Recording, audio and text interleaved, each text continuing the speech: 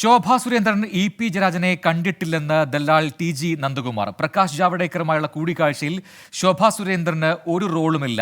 അപ്രതീക്ഷിതമായാണ് പ്രകാശ് ജാവ്ദേക്കർ പിയെ കാണാനെത്തിയത്. താനും പിയുമായുള്ള ബന്ധം ആര് വിചാരിച്ചാലും അവസാനിപ്പിക്കാൻ പറ്റില്ല. വിഷയത്തിൽ പി ജയരാജനോട് ചോദിച്ച ശേഷമാണ് താൻ പ്രതികരിച്ചത്.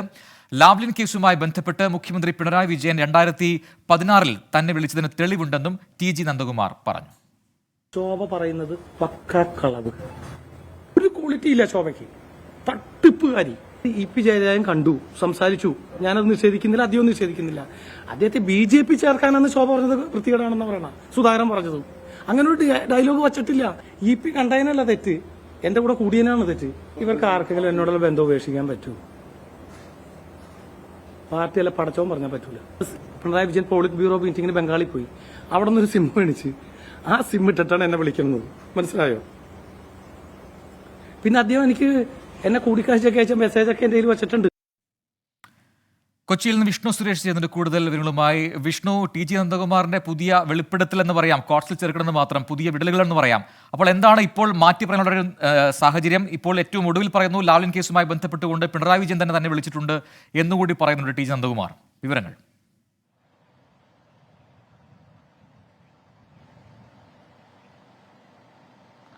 പ്രജിൻ, ഏറ്റവും പ്രധാനപ്പെട്ടത് ശോഭാ സുരേന്ദ്രനും അതോടൊപ്പം തന്നെ കെ സുധാകരനുമെതിരെ ടി.ജി. നന്ദകുമാർ DGPക്ക് പരാതി നൽകിയിരിക്കുന്നു. തനിക്കെതിരെയും LDF കൺവീനർക്കെതിരെയും ഗൂഢാലോചന നടത്തി എന്നുള്ളതാണ് പരാതി. ഒരു തരത്തിലും ഈ ശോഭാ സുരേന്ദ്രന് ജാവ്ദേക്കറും പി ജയരാജനുമായി നടത്തിയ കൂടിക്കാഴ്ചയിൽ റോളില്ല.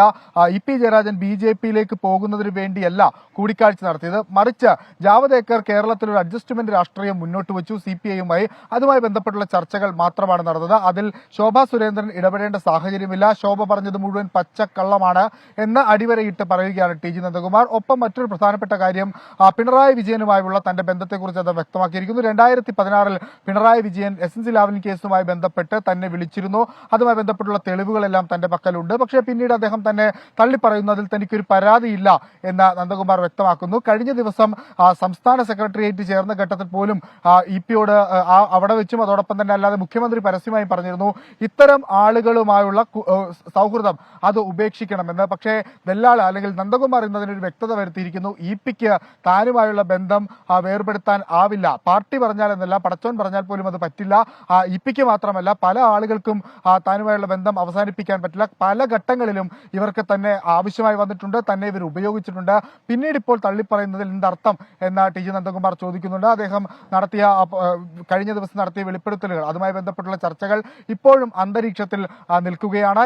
പിക്ക് പാർട്ടി സംരക്ഷണം ഒരുക്കിയെങ്കിൽ പോലും കോൺഗ്രസ് ഉൾപ്പെടെയുള്ള പ്രതിപക്ഷ പാർട്ടികൾ പിക്കെതിരെ ആഞ്ഞടിക്കാൻ തീരുമാനിച്ചിരിക്കുന്നു. അതിൽ ഒരു പരിധിവരെ പിയെ പ്രതിരോധിക്കാൻ നന്ദകുമാർ രംഗത്തുണ്ട് എന്നുള്ളതാണ് ഇന്നത്തെ പ്രതികരണത്തിൽ നിന്ന് മനസ്സിലാക്കുന്നത്.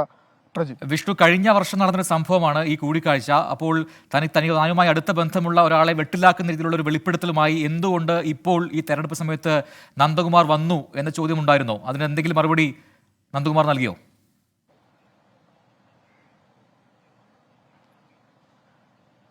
വളരെ കൃത്യമായ മറുപടി അതിനുണ്ടായിരുന്നു. അതിൽ പ്രധാനമായി അന്ന് വാർത്താ സമ്മേളനം നടത്തിയ ഘട്ടത്തിൽ തന്നെ അദ്ദേഹം പറഞ്ഞിരുന്നു, കെ സുധാകരൻ ഇത്തരത്തിലൊരു ആരോപണം ഉന്നയിക്കുന്നു. പി ജയരാജൻ BJPയിലേക്ക് പോകാൻ ജാവ്ദേക്കറുമായി കൂടിക്കാഴ്ച നടത്തിയെന്നൊരു ആരോപണം ഉന്നയിക്കുന്നു. ആ കൂടിക്കാഴ്ചയ്ക്ക് ജാവ്ദേക്കറിനൊപ്പം ഉണ്ടായിരുന്ന ഒരാളാണ് താൻ. അതുകൊണ്ട് അത്തരമൊരു ചർച്ച അവിടെ നടന്നിട്ടില്ല എന്ന് തനിക്ക് വ്യക്തമായി അറിയാം. ആ നിമിഷം തന്നെ താൻ പി ജയരാജനെ ഫോണിൽ ബന്ധപ്പെടുന്നു. താൻ പി ജയരാജനോട് പറയുന്നു അവിടെ അങ്ങനെ ഒരു ചർച്ച നടന്നിട്ടില്ല. പിന്നെ എന്ത് അടിസ്ഥാനത്തിലാണ് സുധാകരൻ ഇത്തരത്തിലൊരു ആരോപണം ഉന്നയിക്കുന്നത്? ആ ആരോപണ പശ്ചാത്തലത്തിൽ അവിടെ എന്താണ് നടന്നത്, താനും പിയും ജാവ്ദേക്കറും തമ്മിൽ എന്താണ് സംസാരിച്ചതെന്ന് താൻ വെളിപ്പെടുത്താൻ പോകുന്നു എന്ന് പി ജയരാജനോട് അനുമതി വാങ്ങിയ ശേഷമാണ് അന്ന് വാർത്താ സമ്മേളനം നടത്തിയത്. കൃത്യമായി താൻ പറഞ്ഞ കാര്യങ്ങൾ മാത്രമാണ് നടത്തിയത്. അത് താൻ BJPയിലേക്ക് പോകും എന്ന പ്രചരണം അത് തെറ്റാണ്. അത് തെളിയിക്കുന്നതിന് വേണ്ടിയാണ് തന്റെ ഭാഗത്തു നിന്ന് ഇത്തരത്തിലുള്ള പ്രതികരണം ഉണ്ടായതെന്നാണ് ടി.ജി. നന്ദകുമാർ വ്യക്തമാക്കുന്നത്. പക്ഷെ അത് എത്തരത്തിലാണ് ഭൂഷണം ചെയ്തത് അല്ലെങ്കിൽ അത് പ്രതികൂലമായി ബാധിച്ചോ എന്നെല്ലാം നമുക്ക് ഇക്കാലങ്ങളിലെ ചർച്ചകളിലെല്ലാം മനസ്സിലാകും. എന്തായാലും അദ്ദേഹത്തെ സംരക്ഷിക്കുക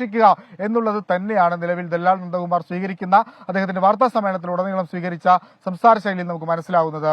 പ്രജിൻ. ശരി വിഷ്ണു, എന്തായാലും പി ജയരാജനെ പ്രതിരോധിച്ചുകൊണ്ടാണ് ഇന്നിപ്പോൾ ടി.ജി. നന്ദകുമാർ രംഗത്തെത്തിയത്. ശോഭാ സുരേന്ദ്രനും കെ സുധാകരനും പറയുന്നത് പച്ചക്കള്ളം എന്നാണ് ടി.ജി. നന്ദകുമാറിന്റെ ഇന്നത്തെ അഭിപ്രായം.